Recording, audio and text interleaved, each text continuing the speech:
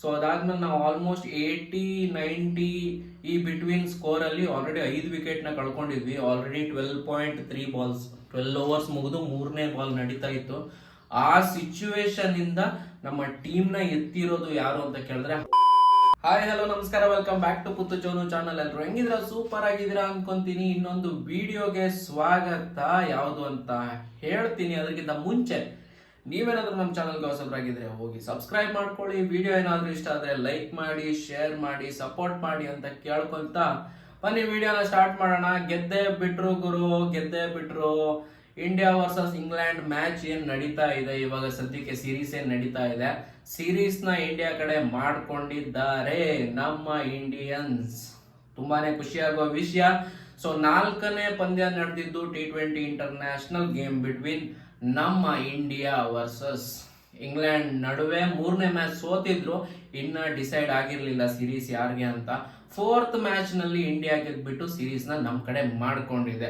So match ನ complete story ನಿಮ್ಗೆ ಹೇಳ್ಬೇಕಂತ ಹೇಳಿದ್ರೆ, ಫಸ್ಟ್ ಬ್ಯಾಟಿಂಗ್ ಮಾಡಿದ್ದು ನಮ್ಮ ಇಂಡಿಯಾದವರು. ಅದೇನಕ್ಕೆ ಅಂತ ಹೇಳಿದ್ರೆ, ಟಾಸ್ ವಿನ್ ಆಗಿದ್ದು ಇಂಗ್ಲೆಂಡ್, ಸೊ ಬ್ಯಾಟಿಂಗ್ ಕೊಟ್ಟಿದ್ದು ನಮ್ಮ ಇಂಡಿಯಾಗೆ.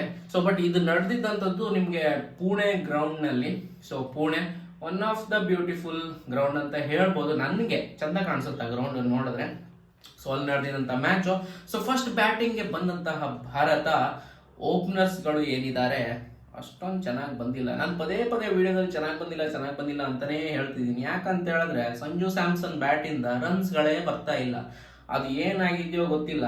ಆ back to back 2 century 3 century ಹೊಡೆದ ಆದ್ಮೇಲೆ ಸಂಜು ಸ್ಯಾಮ್ಸನ್ T20ಲಿ ಆಮೇಲೆ ರನ್ಸ್ ಗಳು ಸ್ವಲ್ಪ ಬರ್ತಾ ಇಲ್ಲ ಅಂತ ಹೇಳ್ಬೋದು. ಕಂಟಿನ್ಯೂಸ್ ಆಗಿ 4ನೇ ಮ್ಯಾಚ್ ನಲ್ಲೂ ಕೂಡ ಸಂಜು ಸ್ಯಾಮ್ಸನ್ ಅವರು ಸಿಂಗಲ್ ಡಿಜಿಟ್ ನಲ್ಲಿ ಔಟ್ ಆಗಿದ್ದಾರೆ. ಅದು ಕೇಳಿದ್ರೆ ಯಾವ ತರ ಬಾಲಿಂಗು, ಯಾವ ತರ ಬಾಲ್ಗೆ ಔಟ್ ಆಗಿದ್ದು ಅಂತ ಹೇಳಿದ್ರೆ, ಸೇಮ್ ಶಾರ್ಟ್ ಬಾಲ್ಗೆ ವಿಕೆಟ್ ಕೊಟ್ಟಿರೋದವರು ಮತ್ತೇನೆ. ಸೊ ಶಾರ್ಟ್ ಬಾಲ್ ನ ಪುಲ್ ಮಾಡಕ್ ಹೋಗ್ತಾರೆ, ಆಗ್ತಾ ಇಲ್ಲ, ಕ್ಯಾಚ್ ಕೊಡ್ತಿದ್ದಾರೆ. ಸೊ ಲೆಗ್ ಸೈಡ್ ನಲ್ಲಿ. ಸೊ ಈ ತರ ಆಗಿ ಔಟ್ ಆಗ್ತಿದ್ದಾರೆ. ಅವರು ಸ್ವಲ್ಪ ವರ್ಕ್ ಮಾಡಬೇಕು. ಟೈಮಿಂಗ್ ಏನೋ ಕರೆಕ್ಟ್ ಆಗ್ತಾ ಇಲ್ಲ ಅನ್ಸುತ್ತೆ. ಸಂಜು ಸ್ಯಾಮ್ಸನ್ ಇಂದ ಏನೋ ಬಂದಿಲ್ಲ. ಅಭಿಷೇಕ್ ಶರ್ಮಾದಿಂದ ಒಂದು 29 ಹತ್ತತ್ರ ರನ್ನು ಬಂತು. ಸೊ ಆಮೇಲೆ ಅವರು ಸ್ವಲ್ಪ ನಿಂತ್ಕೊಂಡಿದ್ರು, ಯಾಕಂದ್ರೆ ಒಂದ್ ಸೈಡ್ ಇಂದ ವಿಕೆಟ್ ಕಳ್ಕೊಂತ ಇದ್ವಿ. ಸಂಜು ಸ್ಯಾಮ್ಸನ್ ಔಟು, ಅದಾದ್ಮೇಲೆ ಹಿಂದೆ ಬಂದಂತಹ ತಿಲಕ್ ವರ್ಮನು ಔಟು. ತಿಲಕ್ ವರ್ಮ ಹೆಂಗ್ ಔಟ್ ಆದ್ರು ಕೇಳಿದ್ರೆ, 3rd ಮ್ಯಾನ್ ಅಲ್ಲಿ ಕ್ಯಾಚ್ ಕೊಟ್ಟು ಔಟ್ ಆಗಿದ್ರು. ಫಸ್ಟ್ ಬಾಲೇನೆ ಔಟ್ ಆದ್ರು. ಆಮೇಲೆ ಸೂರ್ಯಕುಮಾರ್ ಯಾದವ್ ಔಟ್ ಆದ್ರು. ಸೊ ಅಲ್ಲಿ ಪಾರ್ಟ್ನರ್ಶಿಪ್ ಬಿಲ್ಡ್ ಆಗಿಲ್ಲ. ಒಂದ್ ಕಡೆ ಅಭಿಷೇಕ್ ಶರ್ಮಾ ಮಾತ್ರ ಸೈಡ್ ಅಲ್ಲಿ ನಿಂತ್ಕೊಂಡಿದ್ರೆ, ಆಮೇಲೆ ಸ್ವಲ್ಪ ಜೀವ ಬಂತು ಅಂತ ಹೇಳ್ಬೋದು. ನಾವು ಆಲ್ಮೋಸ್ಟ್ ಹಾರ್ದಿಕ್ ಪಾಂಡ್ಯ ಬಂದ್ಮೇಲೆ ಅಭಿಷೇಕ್ ಶರ್ಮಾ ಕೈ ಕೊಟ್ರು. ಸೊ ಅದಾದ್ಮೇಲೆ ನಾವು ಆಲ್ಮೋಸ್ಟ್ 80-90 ಈ ಬಿಟ್ವೀನ್ ಸ್ಕೋರ್ ಅಲ್ಲಿ ಆಲ್ರೆಡಿ 5 ವಿಕೆಟ್ ನ ಕಳ್ಕೊಂಡಿದ್ವಿ. ಆಲ್ರೆಡಿ 12.3 ಬಾಲ್ಸ್ 12 ಓವರ್ಸ್ ಮುಗಿದು 3ನೇ ಬಾಲ್ ನಡೀತಾ ಇತ್ತು. ಆ ಸಿಚುವೇಶನ್ ಇಂದ ನಮ್ಮ ಟೀಮ್ ನ ಎತ್ತಿರೋದು ಯಾರು ಅಂತ ಕೇಳಿದ್ರೆ, ಹಾರ್ದಿಕ್ ಪಾಂಡ್ಯ ಮತ್ತೆ ಅವ್ರ ಜೊತೆ ನಮ್ಮ ಶಿವಂ ದುಬೆ ಅಂತ ಹೇಳ್ಬೋದು. ಸೂಪರ್ ಆಗಿರೋ ಬ್ಯಾಟಿಂಗು ಪಾರ್ಟ್ನರ್ಶಿಪ್ ಅವರಿಬ್ರು ಮಧ್ಯ ಬಂದಿದ್ದು. ಇಬ್ರು ನಂಗೂ ಬೇಡ ನಿಂಗೂ ಬೇಡ ಅಂತ ಹೊಡೆದಿದ್ರನ್ನು 53, ಅವರು 53 ಹೊಡೆದ್ರು, ಇವರು 53 ಹೊಡೆದ್ರು. ಇಲ್ಲಿಂದ ನಮ್ಮ ಟೀಮ್ ಇಂಡಿಯಾದ ಸ್ಕೋರ್ ನ ತಗೊಂಡೋದ್ರು 180ನ ಪಾರ್ ಮಾಡಿಸಿದ್ರು. ಹೌದು, 181 ರನ್ ಲಾಸ್ಟ್ಗೆ ಟಾರ್ಗೆಟ್ ಆಗಿದ್ದು. ಸೊ ಹಾರ್ದಿಕ್ ಪಾಂಡ್ಯ ಬ್ಯಾಟ್ ಇಂದ ಬಂದಂತ ಬ್ಯೂಟಿಫುಲ್ ಸಿಕ್ಸಸ್ ಗಳು ನೋಡಕ್ಕೆ ತುಂಬಾ ಖುಷಿ ಕೊಡ್ತಾ ಇತ್ತು. ಅವ್ರು ಹೊಡೆಯೋ ಶಾಟ್ ಎಲ್ಲ ಒಂಥರ ಟೆನ್ನಿಸ್ ಶಾಟ್ಗಳು, ಆಯ್ತಾ.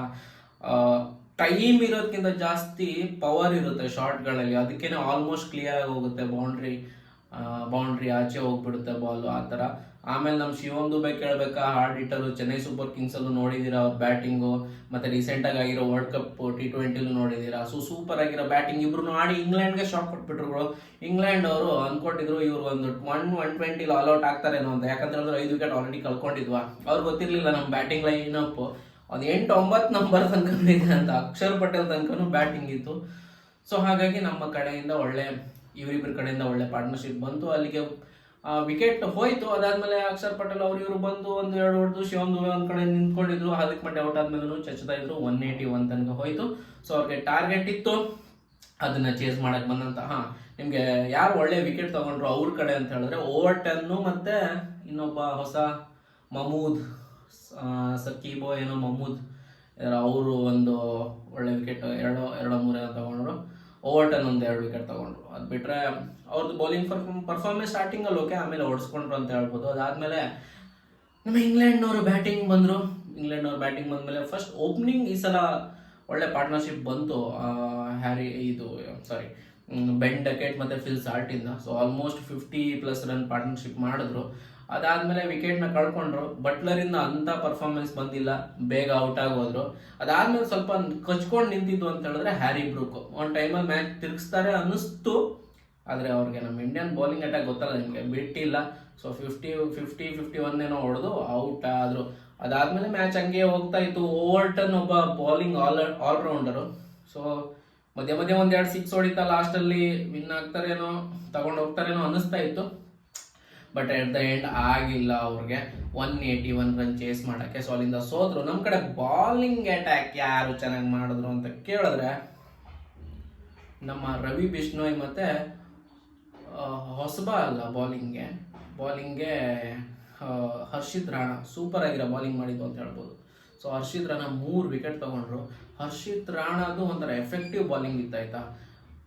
T20ಲಿ ಅಕೌಂಟ್ನ ಓಪನ್ ಮಾಡಿದ್ರು ಅಂತ ಹೇಳ್ಬೋದು ವಿಕೆಟ್ಗಳು ತಗೊಂಡು ಈ ಮ್ಯಾಚಿಂದನೇ. ಸೊ ಒಳ್ಳೆ ಬಾಲಿಂಗ್ ಪರ್ಫಾರ್ಮೆನ್ಸ್ ಕೊಟ್ಟಿದ್ದು ಹರ್ಷಿತ್ ರಾಣಾ, ಸೂಪರ್ ಆಗಿತ್ತು ಅಂತ ಹೇಳ್ಬೋದು. ಈ ಥರ ಆಯಿತು ಮ್ಯಾಚು. ಸೊ ಹಿಂಗಾಗಿ ನಮ್ಮ ಭಾರತಕ್ಕೆ ಸಿರೀಸ್ ಸಿಕ್ಕಿದೆ. ಸೊ 3-1 ಆಗಿರೋದು ಇವಾಗ. ಸೊ ಭಾರತಕ್ಕೆ ಸಿರೀಸ್ ಪಕ್ಕ ಆಗಿದೆ. ಇನ್ನೂ ಒಂದು ಮ್ಯಾಚ್ ಇದೆ, ಅದು ಸಂಡೇ ನಡೆಯುತ್ತೆ. ಅದೇನು ಇಂಪಾರ್ಟೆಂಟ್ ಗೇಮ್ ಅಲ್ಲದೆ ಇದ್ರೂ ಭಾರತಕ್ಕೆ ವಿನ್ ಆಗಬೇಕು.